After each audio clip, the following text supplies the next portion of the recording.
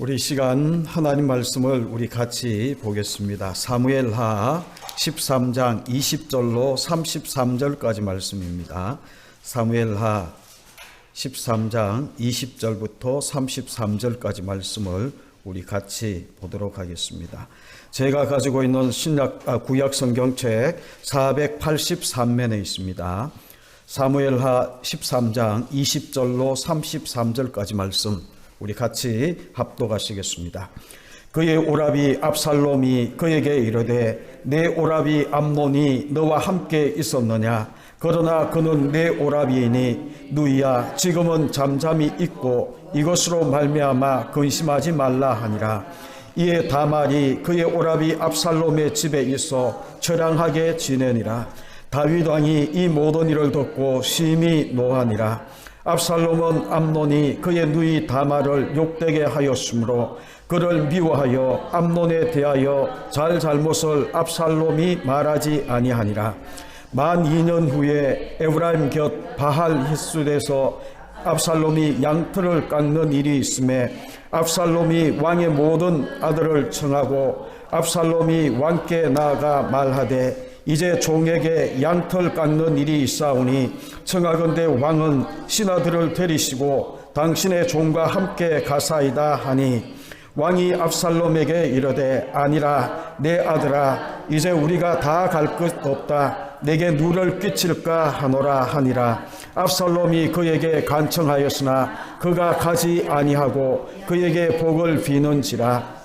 압살롬이 이르되 그렇게 하지 아니하려거든 청하건대 내 형 암논이 우리와 함께 가게 하옵소서. 왕이 그에게 이르되 그와 너와 함께 갈 것이 무엇이냐 하되 압살롬이 간청하매 왕이 압살롬과 왕의 모든 아들을 그와 함께 그에게 보내니라. 압살롬이 이미 그의 종들에게 명령하여 이르기를 너희는 이제 암논의 마음이 술로 즐거워할 때를 자세히 보다가 내가 너희에게 암논을 치라 하거든 그를 죽이라. 두려워하지 말라. 내가 너희에게 명령한 것이 아니냐. 너희는 담대히 용기를 내라 한지라. 압살롬이 종들이 압살롬의 명령대로 암논에게 행하매 왕의 모든 아들들이 일어나 각기 노새를 타고 도망하니라. 그들이 길에 있을 때에 압살롬이 왕의 모든 아들을 죽이고 하나도 남기지 아니하였다는 소문이 다윗에게 이르매 왕이 곧 일어나서 자기의 옷을 찢고 땅에 엎듯 돌아눕고 그의 신하들도 다 옷을 찢고 모셔 선지라. 다윗의 형 시므아의 아들 요나답이 아뢰어 이르되 내 주여 젊은 왕자들이 다 죽임을 당한 줄로 생각하지 마옵소서. 오직 암논만 죽었으리이다.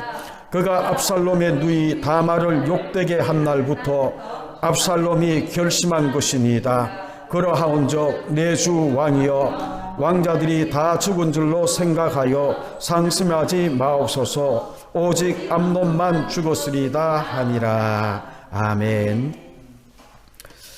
우리 읽어드린 이 말씀 가지고 잘못된 사랑이라는 제목으로 함께 말씀을 나누려고 합니다.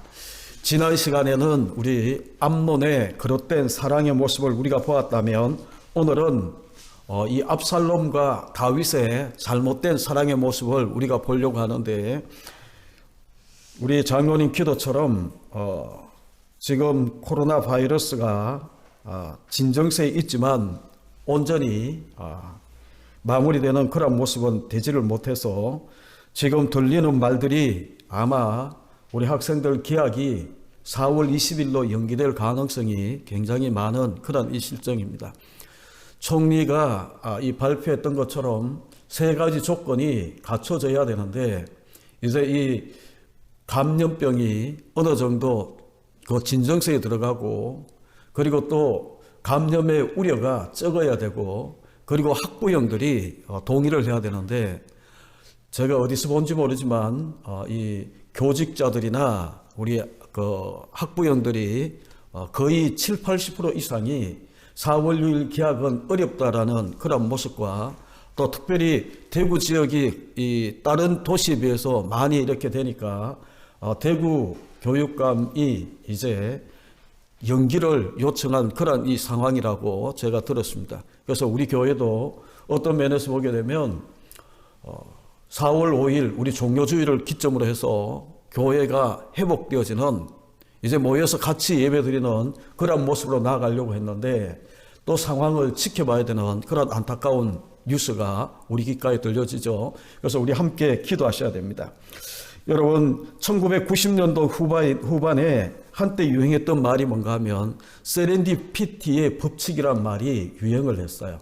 여러분 들어보셨는지 모르지만 일본에 있는 이 학자가 또 이것을 책으로 내기도 하고 또 1997년도입니까 8년도입니까 그때쯤 또 이 세렌디피라는 그런 이 영화로 만들어지기도 하고 그래서 여러분 세렌디피티라는 이 말을 사전에 찾아보게 되면 이런 사전의 이 설명은 이거예요.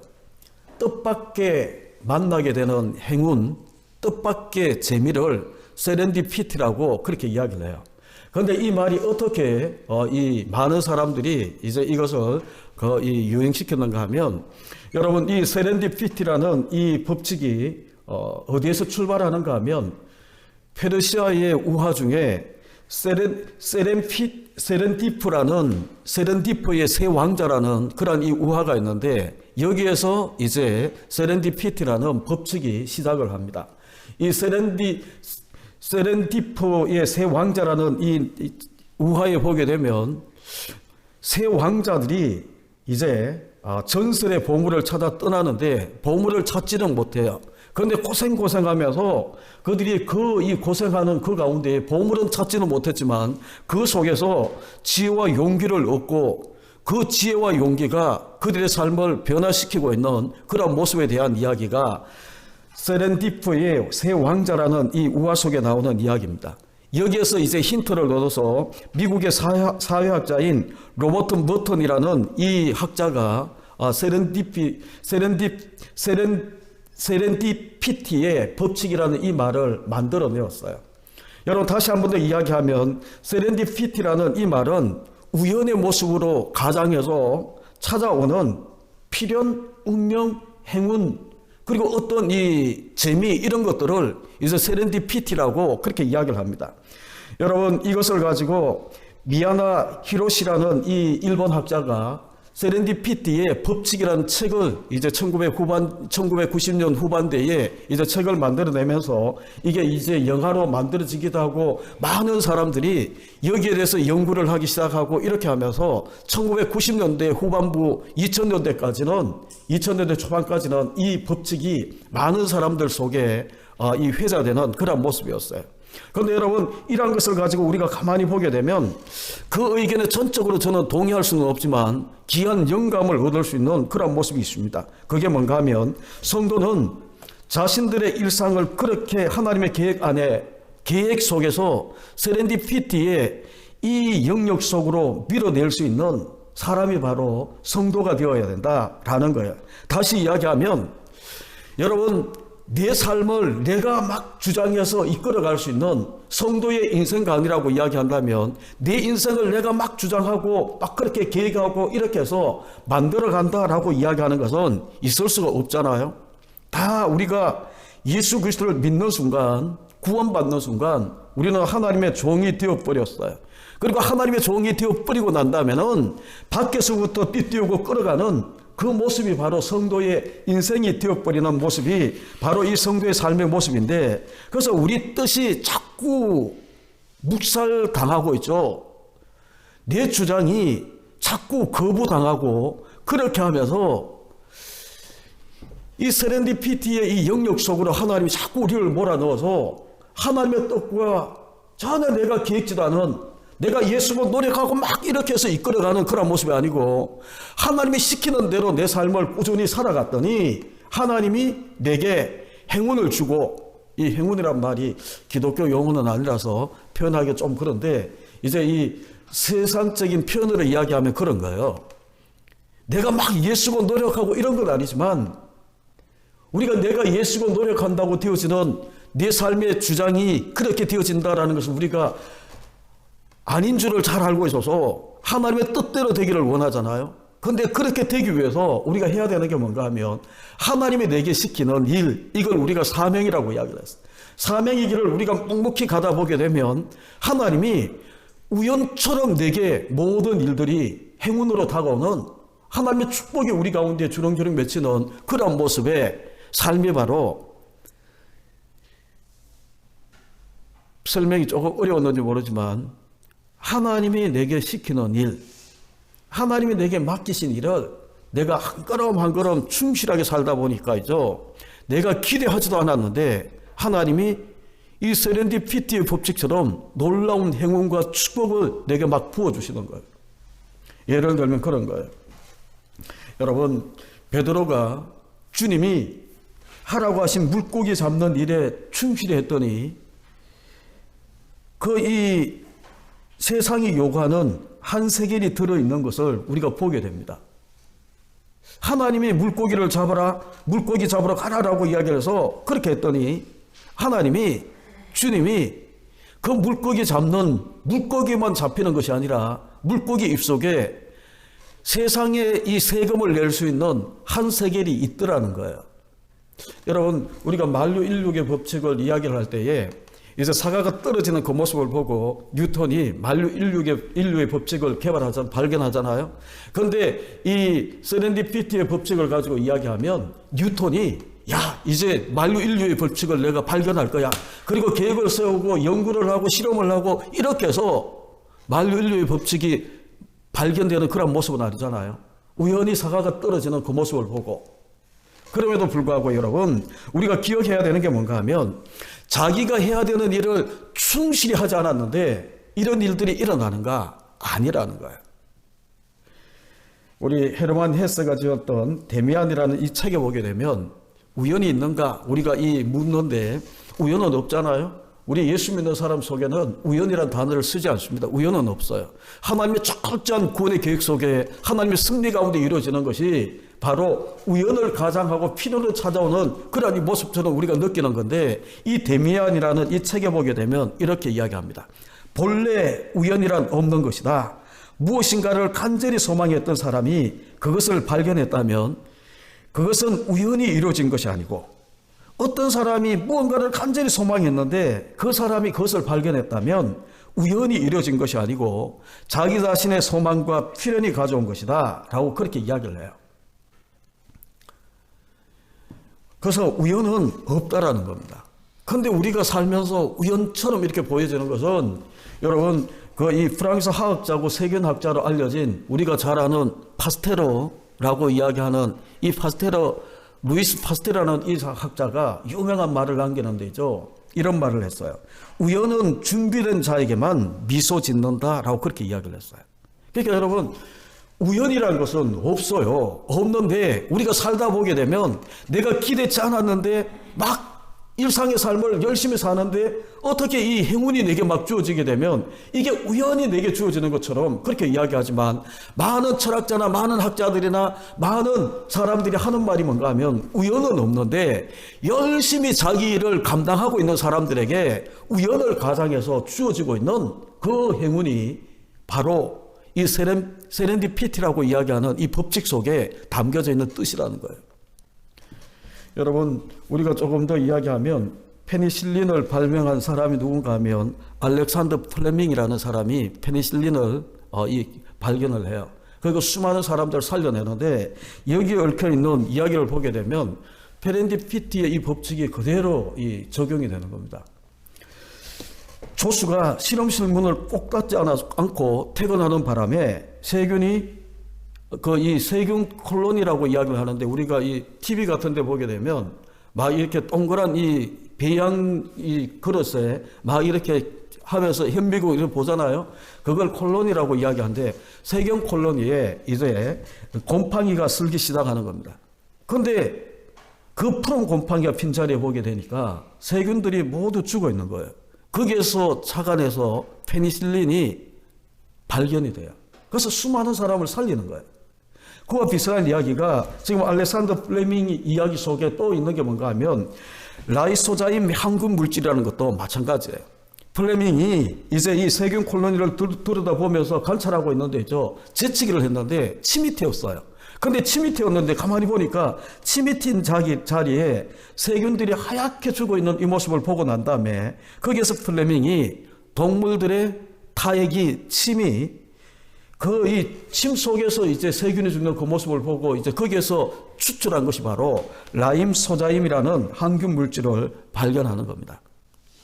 플레밍 이야기가 조금 더 여러분 가운데 이 세렌디피티의 법칙을 조금 더 소개하면 이런 거예요. 이 알렉산더 플레밍이라는 사람이 이제 자기 자서전에 보게 되면 이 사람은 이제 스코틀랜드의 아주 시골 마을에 살았어요. 그런데 이제 이 아버지가 가난한 농부였는데 이제 이 농사를 짓고 이렇게 하다가 이제 넙을 이렇게 이제 해서 짐승을 이렇게 잡아다가 만들기 위해서 넙지를 이렇게 만들어 놨는데 어느 날 거기에서 한 소년이 살려달라고 비명 지르는 그 모습을 듣게 되었어요. 거기 가서 이제 이 소년을 구해주고 나니까 이 소년이 이제 나중에 자기 아버지와 함께 돌아왔는데 이 소년의 아버지는 이제 이 귀족이고 부자였어요. 그래서 자기 아들을 살려준 그것을 갖다가 이제 감당하기, 이 은혜를 갚기 위해서 이제 아무리 이렇게 저렇게 이야기해도 이 플레밍, 가난한 농부였지만 이 플레밍 농부가 이 소년의 아버지의 이 청을 다 거절을 하는 거예요. 그런데 마침 이제 헛간에서 이 알렉산더 플레밍이 이 걸어온 모습을 보고 난 다음에 자기 구원받은 자기 아들과 비슷한 또래니까 이제 이 아버지가 다 거절을 하니까 제안한 게 뭔가 하면 자기 이 아들을 데려다가 이제 공부를 시켜주겠다라고 이야기를 해서 이제 이 세인트 메리 병원에 의대를 이제 진학해서 해서 공부를 하게 됩니다. 그리고 난 다음에 이제 이 공부를 한 이 사람, 이제 알렉산더 플레밍이 이제 페니실린과 여러 많은 인류에 유익한 그런 이것들을 발견하고 유익을 끼치기 시작하는 거예요. 그런데 이제 또 이 페렌디 이 법칙이 또 이 적용될 수 있는 게 뭔가 하면 세렌디피티의 법칙이 적용될 수 있는 게 이 늪에서 살아난 이 소년이죠. 나중에 장년이 되어서 폐렴에 걸리게 돼요. 근데 폐렴에 걸렸는데 이제 이 폐렴에 걸려서 사경을 헤매는데 그 아버지가 공부시킨 이 플레밍에 의해서 페니실린 때문에 살아나는 거예요. 이 두 번이나 구원을 받은 이 사람이 누군가 하면 윈스턴 처칠이라고 제2차 세계대전을 승리로 이끌어가는 중요한 역할을 하는 사람이에요. 그러니까 이런 것들을 우리가 가만히 보게 되면 이 모든 것들이 우연일까? 만약에 구원받고 난 다음에 이제 이 알렉산더 플레밍을 의학 공부를 시키지 않았다면 그 부자의 아들이 다시 폐렴에 걸려서 살아날 수 있었을까? 이런 것들을 우리가 가만히 생각하다 보게 되면이죠. 예기치 않았던 그런 모든 일들, 마땅히 사람을 구원하고 그 은혜에 구원받은 그 모든 것들에 은혜를 갚기 위해서 예수고 막 이렇게 하다 보니까 자기들이 해야 되는 본분을 다 하다 보니까죠. 죽음의 위기에 빠졌을 때에 구원 얻기도 하고 그리고 또 2차 세계대전 때문에 다 죽어가는 그때에 위대한 지도자가 되어서 또 이 승리로 이끌어가면서 세계에 이 평화를 줄 수 있는 윈스턴 처칠 같은 이런 이 사람이 지도자가 등장하기도 하고 이 모든 것들을 보게 되면 여러분 우연처럼 가장해서 우리 가운데 찾아올지 모르지만 하나님의 이 모든 승리 가운데에 철저한 구원의 계획 가운데에 이 모든 것들이 있다라는 거예요. 그래서 우리가 여기서 영감을 얻을 수 있는 하나가 있다면 다른 것이 아니고 계획 세우고 또 막 이렇게 하는 것 그게 그대로 되어지면 얼마나 좋겠어요. 4월 5일 날 우리가 이제 종료주의를 기점으로 해서 너무 좋잖아요. 사순절 이제 우리가 코로나 때문에 고난을 다 받고 난 다음에 4월 5일 이제 종료주의 예배를 딱 드리고 고난주간 특별 새벽기도를 딱 하고 그리고 난 다음에 부활절을 맞이해서 우리가 막 기뻐하면서 이제 승리의 모든 노래를 부르고 막 이렇게 하면 얼마나 좋았을까. 우리가 그렇게 계획했다 하더라도 이 상황이 넉넉하게 그렇게 이끌어가지를 않는 거예요. 그러면 우리가 해야 되는 게 뭔가 하면 우리가 계획하고 우리가 이렇게 했던 모든 것들 뜻대로 되지 않는다고 자포자기할 것이 아니라 사순절에 우리가 해야 되는 일이 뭔가요? 사순절에 하나님이 우리 가운데 요구하는 것은 뭔가 하면 십자가를 묵상하라는 거예요. 정말 이 십자가 사순절 절기 기간에 우리가 십자가를 바라보고 십자가의 사랑이 우리 가운데 끼친 그 이 하나님의 사랑과 하나님의 은혜를 우리 가슴에 담고 우리가 이 십자가의 사랑을 우리가 가슴에 담고 감격하면서 우리가 살아가다 보게 되면 여러분 다른 어떤 부활절기나 다른 어떤 이 봄의 이 시기에 이 절기 때에 우리가 누리지 못했던 우연을 가장한 하나님의 축복이 우리 가운데에 임할 것이다 라고 그렇게 저는 믿는 거예요. 그럼 우리가 이때에 해야 되는 게 뭔가 하면 계획대 세우고 막 이렇게 하지만 털려지잖아요.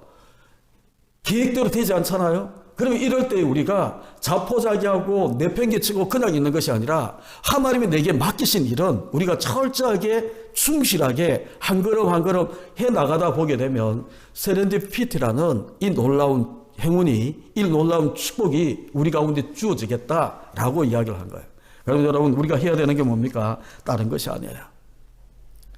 절기에 사순절 절기에 십자가를 더욱더 바라보십시오. 십자가를 바라보고 거기에서 우리 주님이 우리를 얼마나 사랑하셨는가 십자가의 이 사랑을 우리가 가슴에 담고 감격하면 되는 겁니다. 그래서 우리가 하나님께 이제 이 자꾸 맡기고 하나님 앞에 우리가 무릎을 꿇고 내가 계획하고 내가 노력하고 애쓰고 내가 해야 되는 부분은 있겠지만 이 모든 것들 다 하나님 앞에 다 맡겨놓고 여러분 우리가 지나고 난 다음에 한참 지나고 난 다음에 우리가 어떤 문제가 생겼을 때에 이것을 해결하기 위해서 계획을 세우고 애쓰고 막 힘을 모으고 막 이렇게 했는데 여러분 지나고 나서 가만히 보니까 있죠. 내가 계획하고 애쓰고 노력했던 이 모든 것들이 하나님의 일을 오히려 방해하고 하나님의 이 일이 성취되는 데에 지연시키고 있는 그런 모습일 수도 있다라는 것을 우리가 느낄 때가 많잖아요. 그래서 여러분 코로나 바이러스가 전 세계에 이제 유행하는 유행병처럼 그렇게 되어버렸어요. 이런 표현이 적당할지 모르지만 먼저 메마른 대구 경북 지역이 그래도 이 세계의 그 하나의 롤 모델이 되는 그런 모습이 되었어요. 사재기도 하지 않았고 스스로 그 사회적인 거리 두기도 하고 스스로 이제 이 외출도 자제하고 이렇게 하는 모습 가운데에 대혼란이 일어나야 되는데 대혼란이 일어나지 않고 차분하게 진정되어가는 이런 모습이 세계의 언론에 하나하나 롤 모델처럼 이야기되고 있는 그런 모습이 되어버렸어요. 이러한 때에 우리가 해야 되는 게 뭘까? 여러분 서론이 조금 길었는지 모르지만 이러한 때에 세렌디피티라는 이 법칙을 여러분이 기억하시고 우연은 없습니다. 우연은 없지만 우리가 한 걸음 한 걸음 내게 맡긴 일, 내가 해야 되는 일, 정말 이 사순절 절기에 주님의 십자가를 더욱더 묵상하고 정말 그 속에 일어나고 있는 나를 사랑하고 정말 인류를 사랑했었던 우리 주님의 그 십자가의 사랑을 우리가 가슴에 담고 내가 모든 것 하나님께 다 맡기고 하나님이 원하시고 하나님이 기대하시고 하나님이 내게 하기를 원하시는 일을 우리가 한 걸음 한 걸음 해나가다 보게 되면 세렌디피티라는 이 단어가 주고 있는 뜻밖의 행운, 뜻밖의 재미, 우연히 일어나고 있는 피연이나 이 행운처럼 다가오는 이러한 이 모든 세렌디피티의 이 축복이 우리 가운데에 임할 줄로 믿습니다. 가정에서 예배드리는 여러분 기억하십시오. 십자가 바라보시고 십자가 사랑하시고 그리고 이 사순절 절기 동안 정말 이 거의 한 달 보름 가까이 우리가 가정에서 또 이 사회적인 거리를 두면서 나가지 못하는 그런 이 시간 속에 있을지 모르지만 답답하고 그럴 수 있지만 이 모든 것도 우연히 되은 일이 아니고 하나님의 섭리 가운데에 세상 모든 역사를 주관하시는 분은 하나님이세요. 그래서 우리는 하나님의 주권을 우리가 이야기를 하고 하나님 주권에 순종하고 순응하는 그런 모습이 성도의 삶인 것을 우리가 잘 알고 고백하고 있습니다. 그러면 답답할지 모르지만 그리고 또 뜻대로 계획대로 되지 않아서 힘들지 모르지만 그럼에도 불구하고 우리가 십자가 사순절 십자가 바라보는 절기입니다. 십자가를 묵상하는 절기입니다. 그 십자가를 묵상하고 바라보고 깊이 생각하는 가운데에 하나님의 그 사랑 얼마나 우리를 사랑하셨는가라는 것을 우리가 깨닫게 될 것이고 감격의 노래 속에 우리가 부활절 함께 예배 드릴 수 있을지는 모르지만 되기를 원합니다. 그럼에도 불구하고 우리 계획대로 되지 않는 이러한 상황 속에 정말 이 부활절 연합, 부활절 함께 모여 예배하는 것도 어떨지는 모르겠지만 부활의 이 아침에 우리가 승리의 노래를 부르며 하나님 앞에 감격스럽게 나아갈 수 있는 저와 여러분 될 수 있기를 간절히 주님의 이름으로 축복합니다. 서론을 이야기하고 나니까 시간이 많이 가버렸어요. 제가 이 신학교 초반에 좋아했던 이 신학자고 목회자인 분이 계신데 그분이 누군가 하면 데오도로 H.F라는 이 목사님이에요. 그런데 이분이 수많은 책들을 이렇게 기록했는데 이분이 쓴 책 중에 지금은 이제 제 이 책꽂이에 막 이렇게 막 흩어져 있어서 다 모아지는 못하지만 제가 이분의 책을 한 7권 정도는 가지고 있는 것 같아요. 그 속에 하나님의 마음에 합한 사람 다윗이라는 책 속에 이 데오도로 목사님이 2가지 중요한 질문을 합니다. 그게 뭔가 하면 우리가 본 것처럼 하나님 마음에 합한 사람 다윗이거든요. 그런데 이 다윗이 그렇게 깊이 타락한 정말 이 음란의 죄와 간음의 죄와 살인죄까지 한 그리고 그것을 덮기 위해서 거짓말까지 하고 있는 이 다윗 이렇게 타락한 사람도 그리스도인으로 생각할 수 있겠는가? 라고 묻는 거예요. 첫 번째 질문이 그거예요. 여러분 어떻게 생각하십니까? 우리는 내 자신은 있죠. 이렇게 흉악한 죄를 범하고 나도 성도인 것처럼 우리가 이야기를 하지만 그리스도인이다라고 우리가 이야기를 하지만 남들이 예수 믿는 어떤 사람이 다윗과 같이 살인죄도 범하고 간음죄도 범하고 흉악하게 이렇게 타락한 모습에 이 모습을 우리 가운데 보인다면 이 사람을 그리스도인이다 라고 이야기할 수 있냐? 데오도로 목사님이 그걸 묻는 거예요. 여러분 결론은 그리스도인이다 라고 이야기를 하는 겁니다. 여러분 시편 103편 10절로 14절에 보게 되면 이런 말씀이 있어요. 우리의 죄를 따라 처리하지 아니하시며 우리의 죄악을 따라 갚지 아니하셨으니 이는 하늘이 땅에서 높은 같이 그를 경외하는 자에게 그 인자심이 크미로다. 동이 서에서 먼 것 같이 우리의 죄가를 우리에게서 멀리 옮기셨으며 동이 서에서 먼 것 같이 우리 죄가를 우리에게서 멀리 옮기셨으며 아비가 자식을 불쌍히 여긴같이 여호와께서 자기를 경외하는 자를 불쌍히 여기시다니 이는 그가 우리의 체질을 아시며 우리가 진토임을 기억하십니다. 여러분 여기 시편 103편 10절로 14절에 보게 되면 중요한 것은 동이 서에서 먼 것 같이 우리 죄가를 우리에게서 멀리 옮기셨으며 아버지가 자식을 불쌍히 여긴같이 여호와께서 우리를 그렇게 불쌍히 여기셨다라는 거예요. 아버지가 자식을 불쌍히 여긴같이 여호와께서 자기를 경외하는 자를 불쌍히 여기신다라고 이야기하는 말. 어떤 죄를 저질렀어도 성경은 우리 가운데 뭐를 이야기합니까? 우리의 죄를 따라 처리하지 아니하시고 우리의 죄악을 따라 갚지 아니하시고 우리가 의로워서 하나님 앞에 서는 것이 아니라 하나님이 예수 그리스도의 피로 정결케 했기 때문에 우리가 의롭게 되었기 때문에 동이 서에서 먼 것 같이 우리의 죄를 기억지도 아니하신다. 여러분 우리가 수요 예배 때에 505 공부하면서 여러분 미가서 7장 19절에도 보게 되면 다시는 우리를 불쌍히 여기셔서 우리의 죄악을 발로 밟으시고 다시 우리를 불쌍히 여기시고 그래서 우리 죄악을 발로 밟으시고 우리 모든 죄를 깊은 바다 속에 던지셨다라고 이야기하잖아요. 이사야 선지자는 우리의 죄악을 덩기로 던져버리셨다라고 이야기를 하면서 우리의 모든 죄를 하나님은 다 용서하시고 예수 그리스도의 십자가의 피를 통해서 우리를 의롭게 죄를 정결하게 만드신다라고 이야기를 하는 거예요. 동이 서에서 먼 것처럼 우리 죄를 기억도 하지 않겠다. 성경은 그렇게 약속을 하시면서 그렇다면 범죄에서도 다윗처럼 우리가 하나님을 경외하며 회개하는 그 모습 속에 아무리 흉악한 죄를 우리가 범했다 하더라도 그는 하나님의 자녀고 그리스도인이다 라고 이야기하는 거예요. 그리고 또 두 번째 중요한 질문을 하는데 하나님이 정말 죄를 용서해 주셨다면 왜 죄의 결과로 인해서 여전히 다윗을 고통받게 하셨는가 하나님의 죄를 용서하셨다면 왜 계속 징계가 있고 고통받는 다윗의 모습? 여러분, 우리가 12장에 나단 선지자의 이 말씀을 통해 칼이 네 집에 영원히 떠나지 않겠다라고 이야기를 하고, 13장 우리가 지난 시간부터 보고 있는 이 13장에 보게 되면 칼이 떠나지 않는, 이제 오늘 우리가 이 압살롬의 이 모습을 보게 되면 칼이 떠나지 않는 그 모습을 보여줘요. 그것뿐이 아니고 계속 보게 되면 정말 이 다윗의 이제 후반기 생애 가운데에 우환질고가 떠나지 않는 그런 모습 가운데에 고통받고 있는 모습이 있다라는 거예요. 하나님이 용서하셨다면 왜 다윗에게 이런 징계가 따르는 이런 모습일까라는 겁니다. 그러면서 데오드로 목사님이 해답을 제시하는 성경 구절이 뭔가 하면 시편 99편 8절에 그 답이 나왔다라는 거예요.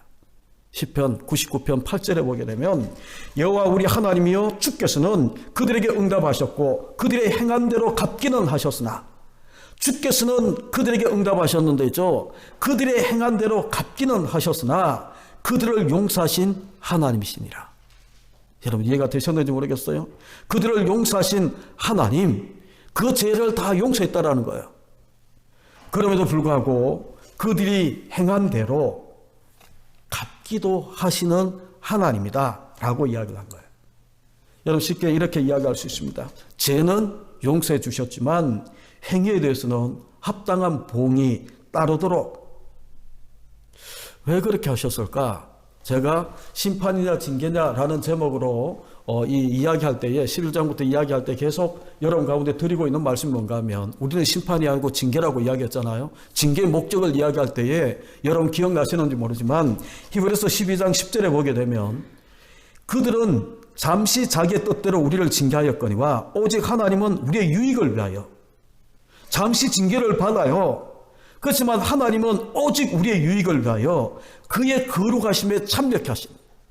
여러분 다시 이야기하면 죄를 용서받았지만 다윗에게 우환질고가 있는 이 징계가 왜 계속 따라 나오는가 라는 것을 이야기할 때에 히브리서 12장 10절의 이 말씀을 통해서 잠시 징계는 있다라는 거예요. 그런데 오직 하나님은 우리의 유익을 위하여. 유익이 뭡니까? 터지고 깨지고 징계가 있지만 결국은 하나님은 우리를 그의 거룩하심에 참여케 하는, 이게 우리의 유익이에요. 다 잃어버린다 하더라도 우리의 거룩을 지킨다면 이게 유익이라는 거예요. 이 땅에 모든 목적을 가지고 살게 되면 이 땅에서 내가 죄를 범해도 하나님이 눈 감아주셔서 막 이렇게 아무 어려움 없이 징계 없이 이렇게 막 사는 것이 우리가 복이다라고 이야기할지 모르지만, 그렇게 되게 되면 거룩은 다 잃어버리는 거예요. 하나님의 거룩에 참여할 수 있는 사람이 되지를 못하는 거예요. 하지만 우리가 계속 여러분 가운데 제가 강조하는 것이 뭔가 하면, 하나님의 구원의 이 궁극적인 목적이 뭐라고 이야기했나요? 우리를 정결하게, 깨끗하게, 거룩하게 우리를 만드는 것이, 그래서 하나님의 형상을 회복하고 하나님이 우리 가운데 주신 원래 목적대로 우리가 살도록 만드는 것이 우리를 구원의 궁극적인 목적이다라고 그렇게 이야기를 했어요. 그래서 여러분, 죄를 용서받았다 그러면 우리가 죄에 대한 어떠한 유혹도 우리 가운데 일어나지 않나요? 죄의 용서를 받았지만 우리 속에 있는 이 욕망이나 우리의 기질이 계속 죄를 향해서 죄를 요청하는 것처럼 죄를 향해서 우리의 삶이, 우리의 시선이 자꾸 다가가더라는 거예요.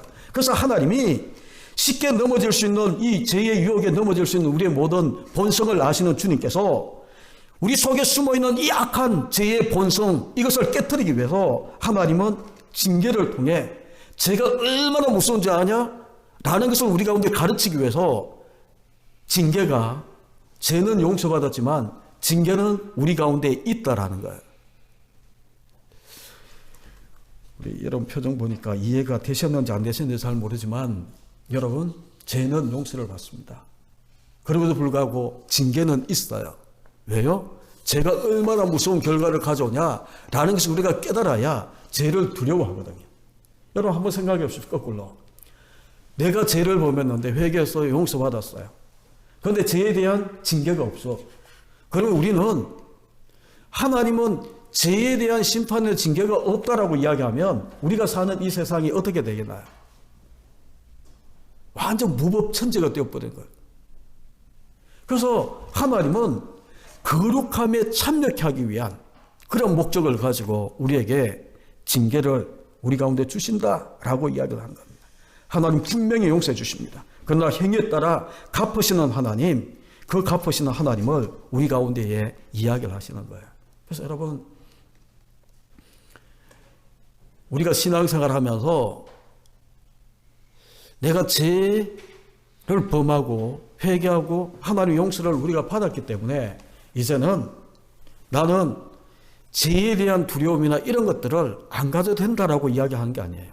죄 용서는 받았지만 우리가 행위에 따르는 그 이 보응은 있기 때문에 죄를 두려워하고 그 이 죄를 멀리하고 죄의 유혹이 우리 본성 가운데 자꾸 죄에 끌리는 이런 모습이 있다 할지라도 그 두려움을 알기에 우리가 죄를 자꾸 이기기 위해서, 그죠? 하나님 앞에 더 무릎을 꿇고 나아가는 그런 모습이 있어야 된다는 거예요. 그래서 이 다윗 집에 임한 이 재앙을 우리가 가만히 보게 되면 하나님은 다윗 집에 임하는 이 재앙, 칼이 떠나지 않는 이런 모습 가운데에 다윗 집의 구성원들을 통해 잘못된 사랑으로 이끌어가고 그랬던 사랑을 하게 만들어서 결국은 하나님의 재앙이 그 가운데 임하도록 만들어가는 거예요. 우리가 지난 시간에 보았던 암논의 이 욕정에 이끌린 그 이 잘못된 그 이 사랑 때문에 결국은 형제간에 이제 두 번째 우리가 보는 압살롬의 잘못된 사랑은 뭔가요? 한마디로 이야기하면 복수심에 잡혀있는 압살롬의 이 모습을 우리 가운데 보여주는 겁니다. 정말 이 복수 2년 동안 여러분 우리가 보고 있는 그 성경에 보게 되면 23절에 보게 되면 만 2년 동안 이 마음에 복수를 하기 위해서 이를 갈고 있는 그 모습을 우리 가운데 보여주는 거예요. 압살롬이 자기 동생을 안타깝게 생각하는 것, 자기 여동생을 사랑하는 이 모습은 지극히 정상적입니다. 그런데 그 사랑하는 그 마음을 이제 갚아주기 위해서 그가 행하고 있는 복수심에 이끌려서 2년 동안 일을 가는 그 속에 이 압살롬의 이 마음이 어땠을까? 여러분 한번 떠올려 보십시오. 복수하기 위해서 2년 동안 기회를 엿보는 그런 모습. 여러분 성경은 보게 되면 복수는 성도의 해서는 안 되는 일이다라고 가르쳐요. 복수의 배후에는요 반드시 사단의 어두운 그림자가 있습니다. 지금 이 다윗 왕조, 사단은 여자의 후손을 통해 뱀의 머리가 짓밟히는 그 이 창세기 3장 15절의 그 이 복음의 말씀을 듣고 난 다음에 사단은 끊임없이 여자의 후손이 오는 길을 막기 위해서 몸부림을 쳤었어요. 창세기 4장에 그 이 아담의 집안에 그 이 가인과 아벨의 그 모습 가운데에 그 이 여자의 후손이 오는 통로를 막기 위해서 가인이 동생을 죽이는 거예요. 그럼에도 불구하고 하나님은 인간의 이 악한 이 본성, 부패한 이 본성을 통해서도 하나님 역사하기 시작하는데 하나님은 구원의 계획을 이끌어 가시는 거예요. 셋을 통해서. 모든 인류가 다 타락한 그 가운데도 노아의 겨우 8명이 구원받는 그들을 통해서 그 속에서도 함이라는 이 뱀의 후손이 등장하지만 결국은 셈의 이 후손을 통해 하나님은 구원의 길을 펼쳐 가시는데 여러분 보십시오. 지금 이 압살롬의 이 복수에 찬 이 잘못된 이 사랑 때문에 그 배후에는 다윗의 2세의 줄기에서 일어나야 되는 그리스도의 그 집을 차단하기 위해 그것을 무너뜨리기 위해 그 배후에 사단이 역사하고 있는 이 모습까지 우리가 구속사라는 이 관점에서 모든 것을 보셔야 된다는 거예요. 그렇게 보게 되면 압살롬의 이 동생을 사랑하는 이 모습이 결국은 잘못된 모습이다라는 것을 우리 가운데에 보여주고 있는 그런 모습이라는 거예요. 또 다윗의 이 잘못된 사랑의 모습은 뭡니까? 한마디로 이야기하면 제가 이렇게 표현하면 어떨지 모르지만 자녀에 대해서 너무 물렀어요. 너무 편애하고 여러분 지나치게 자녀를 사랑했기 때문에 그들이 잘못했음에도 불구하고 징계를 내리지를 못하는 거예요. 여러분 우리 13장만 가지고 보게 되면 암논이 자기 이복 여동생 다말을 이제 이 추행을 했잖아요. 그러면 어떻게 해야 되나요? 여러분 이 레위기 이 18장 20장에 보게 되면 그런 자는 20장 가게 되면 18장에는 이 누구누구의 하체를 범하지 말라라고 이야기하는 것으로 끝나지만 20장 가게 되면 그런 자는 반드시 돌로 쳐서 죽여야 돼요. 그렇게까지 못한다더라도 어떤 징계가 따라야 되는데 그냥 슬퍼하고 진노하고 끝나버리는 거예요, 스스로. 여러분, 이런 자녀에 대한 지나친 편애와 사랑 때문에 무너지는 가정을 우리가 사무엘 상에서 보았잖아요. 엘리 제사장의 그 가문. 이 엘리의 두 아들이 제사장으로 잘못하고 있음에도 불구하고 하나님의 제사를 멸시하고 제물을 멸시하는 그런 이 모습 가운데에 정말 이 제사 드려온 여인들을 그렇게 이 부끄러운 그런 행위를 하고 있음에도 불구하고 엘리 제사장은 어떤 징계도 내리지 않는 거예요. 그래서 이 엘리 제사장의 가문은 여러분 무너지는 그 모습을 우리 가운데 보여주고 있는 그런 모습입니다. 결국은 다윗의 이 잘못된 이 사랑 때문에 다윗의 가정에 어떤 일이 일어나고 있는가? 형제간에 정말 이 부끄러운 일들이 일어나고 마땅히 이 다말이 이야기했던 것처럼 마땅히 해서는 안 되는 일과 어리석은 일, 계약한 일을 행하고 있는 이 암논의 이 모습이 일어나는 거예요. 결국은 이 일로 인하여서 압살롬이 2년 동안 복수의 칼을 갈다가 결국은 암논을 초대해서 죽이는 그 모습까지 일어나고 있는 이 모든 것들이 여러분 무엇입니까? 결국은 아버지 다윗이 이 잘못된 이러한 이 사랑 때문에 여러분 결국은 다윗의 집에 칼이 영원히 떠나지 않을 것이다 라고 이야기하는 이 모습이 결국은 그렇게 이루어지고 있는 거예요.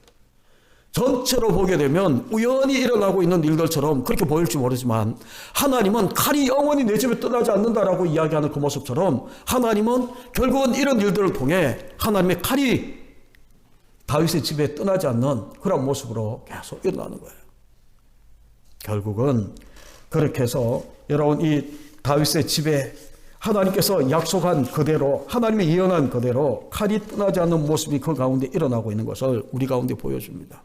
다시 한 번 더 우리가 교훈을 얻는다면 부모된 우리가 바르게 살아야 돼요. 부모된 우리가 정말 하나님의 공의대로 살려고 몸부림치는 모습을 우리 자녀들에게 보여줘야 돼요. 실수하기 때문에 우리도 연약해서 실수하기 때문에 넘어지지만 그럼에도 불구하고 우리가 바르게 살기 위해서 정말 하나님의 공의대로 우리가 실천하기 위해서 몸부림치는 그런 모습이 있어야 여러분 이런 다말의 이 다윗의 집에 임하고 있는 이런 비극적인 모습은 일어나지 않는다라고 이야기를 하는 거예요. 중요한 것은 암논이 다말을 자기 침소에 부를 때도 누가 누구에게 부탁합니까? 다윗을 통해서 부탁을 해요. 그런데 압살롬이 암논을 자기 복수의 이 세팅한 그 장소 속에 끌어들이기 위한 그 이 부탁도 누구에게 하는가 하면 다윗에게 해요. 결국은 이 비극적인 이 두 가지 사건, 13장에 나오고 있는 이 비극적인 두 가지 사건 속에 그 모든 키워드가 누구에게 잡혀져 있는가 하면 다윗에게 있어요. 다말도 다윗이 불러요. 그리고 이 암논도 다윗이 불러요. 왜 하나님은 다윗이 여기에 다 직접적인 관여를 하게 만들었을까? 여러분 한번 묵상해 보십시오. 왜 이런 일을 다윗이 끼어들게 직접적인 그런 이유가 되게 만들었을까? 하나님은 다윗이 행한 이 죄를 이 죄는 용서하셨지만 그 행위에 대한 관가됨은 없다라는 것을 보여주는 거예요. 여러분 오늘 읽어드린 그 말씀을 보게 되면 13장에 다윗의 모습이 어떻게 펼쳐지는 줄 아십니까? 여러분 21절을 한번 보십시오. 21절. 그 11장 이전에 그 다윗의 당당하고 정말 예수 그리스도의 모습처럼 멋진 그런 모습은 이제 죄를 범하고 난 다음에 그 속에 와서 이제 하나님의 칼이 그 가운데 임하는 그런 모습 속에 다윗의 모습을 보십시오. 21절에 보게 되면 끝에 심히 노하고, 그죠? 그리고 31절에는 보게 되면 그 옷을 찢고 땅에 엎드리고, 36절에는 보게 되면 심히 통곡하는 그런 자로 등장을 하는 겁니다.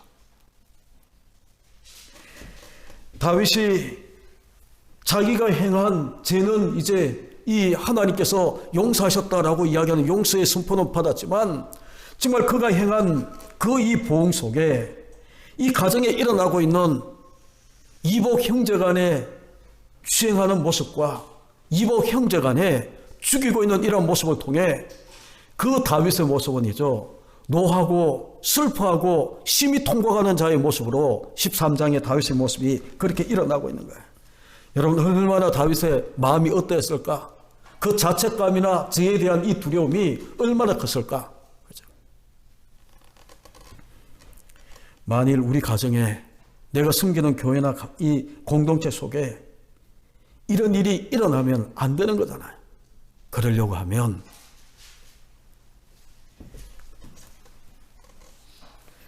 여러분, 13장 읽진 않았지만 39절에 보게 되면 다윗 왕의 마음이 압살롬을 향하여 간절하니 라고 이야기하는 말로 끝납니다.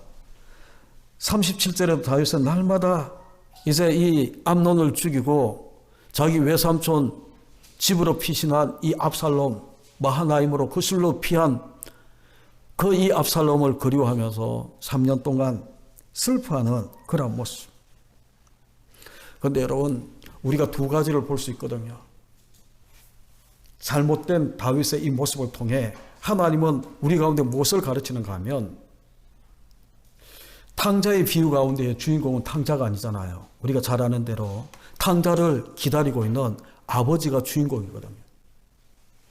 지금 다윗, 연약한 인간의 모습 속에 무너지는 그런 모습을 우리 가운데 보여주지만, 그 아들, 탕자처럼 집 나간 그 아들을 기다리는, 슬퍼하며 기다리고 있는 이 모습을 통해 탕자를 향한 하나님 아버지의 그 마음이 다윗의 이 모습 가운데에 나타나고 있는 모습이라는 거예요. 여러분, 말씀을 제가 맺으려고 하는데, 하나님의 구원은 철저한 구원 계획 속에 일어나지만, 우리는 순간순간 이런 이 사건들을 통해서 우연히 하나님께서 만들어가고 있는 축복이고, 그 구원처럼 서론에 이야기했던 것처럼 세렌디피티의 이 법칙처럼 그렇게 보여질지 몰라요. 하지만 아니에요. 하나님의 구원의 계획은 철저한 하나님의 계획 속에 하나하나 이루어지고 있는 모습이에요. 그런데 그 속에, 그 구원의 계획 속에 이 쓰임받고 있는 인간의 모습을 보게 되면 하나님이 정말 처량할 정도로 이런 인간을 통해 하나님이 구원의 계획을 만들어 가셔야 하나. 우리가 마태복음 1장에 예수님의 족보가 나오잖아요. 그런데 거기도 한번 보십시오. 예수님의 족보에 보게 되면 정말 이 유다는 다말에게서 베레스를 낳고, 자기 며느리를 통해서 이 베레스를 낳고, 살몬은 기생 라합에게서 보아스를 낳고, 그리고 우리가 보고 있는 다윗은 우리아의 아내에게서 솔로몬을 낳았다.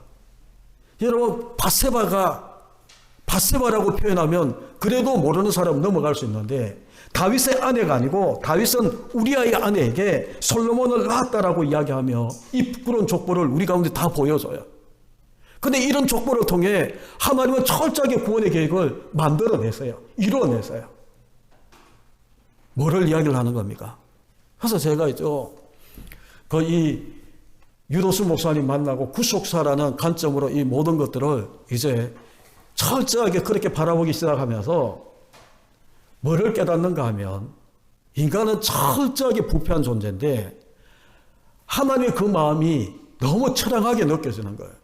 이런 부패한 인간을 통해 하나님이 구원의 계획을 이끌어가기 위해서 이렇게도 세워주고, 넘어지면 또 이렇게도 잡아주고, 그게 우리거든요. 그런데 이런 우리가 뭐를 자랑할 게 있고 뭐를 내세울 게 있고, 이 부끄러운 예수의 족보를 통해 하나님은 철저하게 구원을 완성시켜가는 그 모습을 우리가 본다면, 여러분, 하나님은 포기하지 않으십니다. 하나님의 구원의 계획은 우리가 아무리 무너지고 넘어지고 제약 가운데 부패한 모습으로 우리가 하나님을 떠나는 모습이 있다 할지라도 하나님은 중단하지 아니하시고 끝까지 우리를 추격하고 우리를 붙드셔서 그 자리에 세우시고 하나님의 구원을 만들어 가세요. 그래서 우리는 우연히 만나는 축복인 것처럼 그렇게 이야기할 줄 모르지만 우연이라는 것은 없어요. 자기에게 주어진 하나님이 내게 맡겨진 그 일에 내가 최선을 다해서 한 걸음 한 걸음 그 소명의 이 사명에 내가 순종해서 나아가기 한 걸음 한 걸음 순종하며 그 일을 감당하기 시작할 때에 예기치도 않은 내가 기대치도 않은 그런 이 행운과 축복이 내 가운데 찾아오는 것이에요. 그래서 여러분 이 코로나 바이러스 이 상황도 마찬가지예요. 누가 길게 되어질 것을 누가 기대하겠습니까? 누가 원하겠습니까? 빨리 끝나기 위해서 뭐 애를 쓰지만 이게 우리 계획대로 우리가 원하는 대로 되지 않는다 할지라도 여러분 하나님의 뜻하심이 있는 거잖아요. 하나님의 계획하심이 그 가운데에 있음을 우리가 발견하시고 믿으시고 십자가 이번 사순절 5번째 주간에 십자가를 꼭 묵상하시고 우리가 다음 주일이 종료주일인데 우리가 종료주일을 지나게 되면 우리가 고난 주간을 우리가 맞이하게 되는데 이 상황이면 함께 모여 예배하기가 쉽지가 않겠지만 그럼에도 불구하고 내 가정에서 내 처해 있는 삶의 현장에서 십자가 묵상하시고 묵상하고 바라보는 가운데에 우리 주님이 나는 이렇게 철저하게 부패하고 타락한 존재인데 하나님은 그럼에도 불구하고 하나님의 구원의 계획을 이루어가기 위해서 나를 불러주시고 용납해 주시고 그래서 하나님 자녀 삼으시고 그래도 나를 통해 하나님은 이렇게 새로 만들고 이렇게 수리하고 그렇게 해서 하나님의 구원 계획 속에 쓰임 받게 하기 위해서 나를 사랑하고 붙들고 있는 하나님의 그 사랑 여러분 잊지 마시고 그 사랑에 감격하며 한 주간도 승리의 길을 걸어가시는 저와 여러분 십자가 붙들고 이기시는 저와 여러분 되시기를 간절히 예수 그리스도 이름으로 축원합니다. 기도하겠습니다. 하나님 아버지 감사합니다. 인간이 얼마나 연약하고 타락한 존재인지 다윗과 다윗의 가정을 통해 다시 한 번 더 깨닫습니다. 하나님 아버지 정말 세렌디피티의 이 법칙처럼 하나님 내게 맡기신 일을 하나하나 감당할 때에 내가 예기치 않았지만 우연처럼 보여지는 그 속에 하나님의 복이 하나님의 축복이 임하는 그 모든 삶을 살아가도록 하나님 은혜를 다하여 주옵소서. 그러기 위해 모든 것 하나님께 맡기고 하나님이 내게 원하시는 그 원하시는 삶을 한 걸음 한 걸음 살아내는 우리 모든 기쁨의 교회 식구들 또한 모든 이 땅의 백성들 되어지게 하나님 축복해 주옵소서. 예수님의 거룩하신 이름으로 간절히 기도하옵나이다. 아멘.